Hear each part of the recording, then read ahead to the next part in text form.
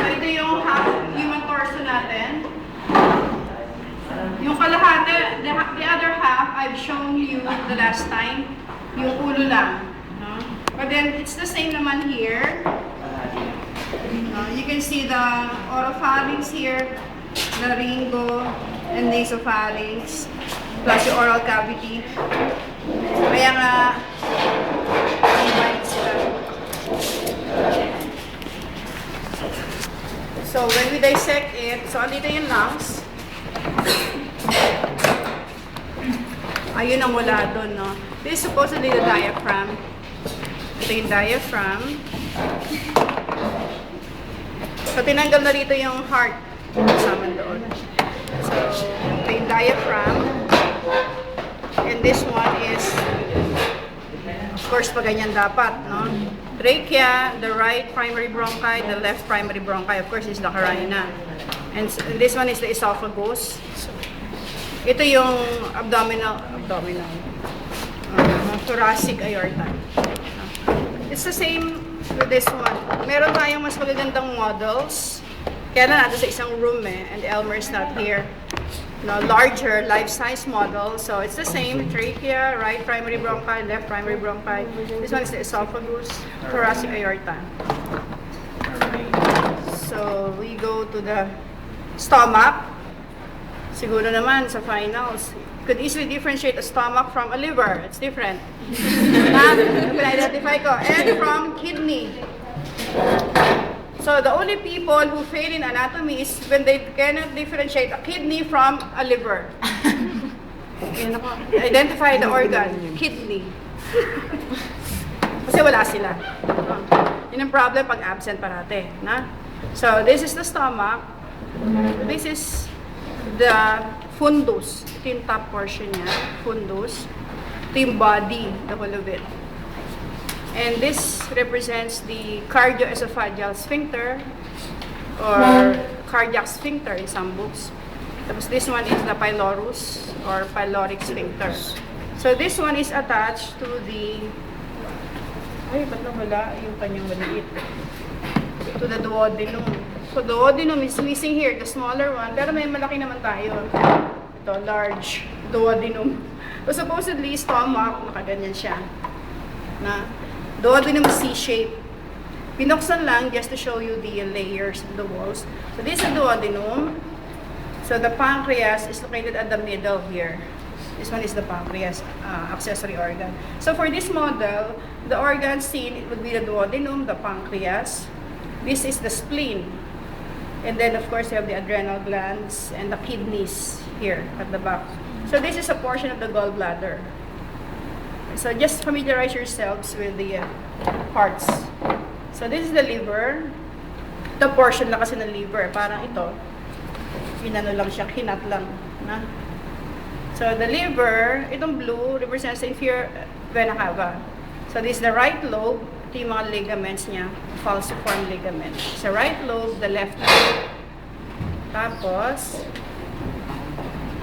sa gallbladder, this is the quadrate lobe and the caudate lobe. Okay, so yung four lobes of the liver. The right, the left, quadrate, caudate, and of course is the gallbladder. So hindi na yung mga cystic duct.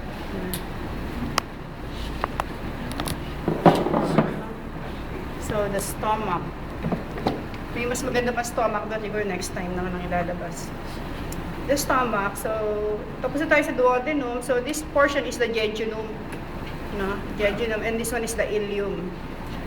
Ileum, cecum, yung pouch, a large pouch here. So cecum is the first portion where undigested food materials pass through large pouch. So, ito yung appendix niya. Ayan, may letter D pa. Appendix. Cecum. And this is the colon.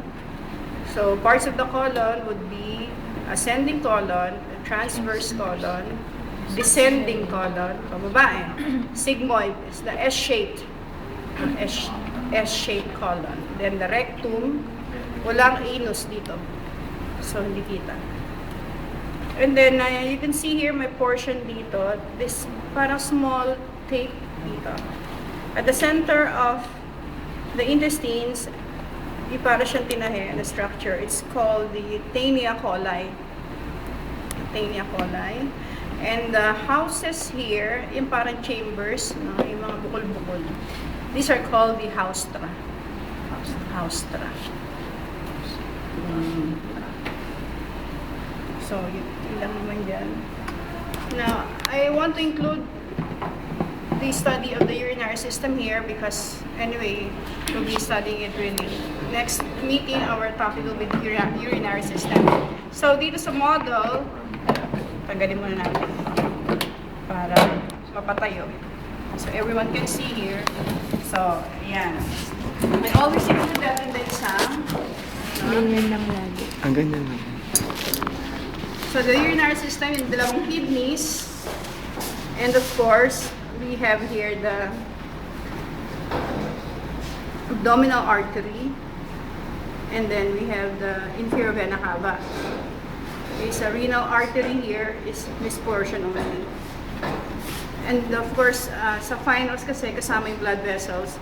So here, since this is the abdominal artery, the large one would be the common iliac artery. And then this one will split. May makikita pa kayong maliit sa loob. So that will be the internal iliac, and this one becomes the external iliac. So laterality natin, right, left. Left internal iliac artery, left external iliac artery. And of course, external iliac vein. So if this is the urinary system with the kidneys, we have the ureter here, ureter. This na nandito, urinary bladder, nandito sa foot, caudal portion. So para mas mabilis, ito siya. Another model ng urinary system. So, you have the kidneys, the adrenal gland, syempre, on top. And this represents the ureter, two ureters. Ito yung urinary bladder. This one. Pelvic bone to it. So, this is the isang maliit. Andyan. So, lahat ng kidneys. Ito yung tawag dito. Giant kidney natin. So, sa kidney, cortex, the covering of the kidney is the renal capsule. Tapos, you have the renal artery here, renal vein, the renal pelvis. Yun lang naman. So, as you can see here, meron ako naka-close in parenthesis. So, these little things here, para naka-coil and yellowish, they are simulated to be nephron. Nephrons, the functional unit of the kidney. So, tapos ito, this one is the minor calyx. Minor calyces. Another version of the kidney. This one, kasama yung adrenal gland. And the renal pelvis, it will become the ureter. Tapos, ito, pwedeng ma-dissect. Tatanggal natin the renal cortex, the renal medulla, pyramids. We have the renal pyramids here. Okay, so for the meantime, we have respiratory, digestive, and urinary. Okay, familiarization lang of all the parts. Okay, so you have 50 minutes to study. Bye-bye.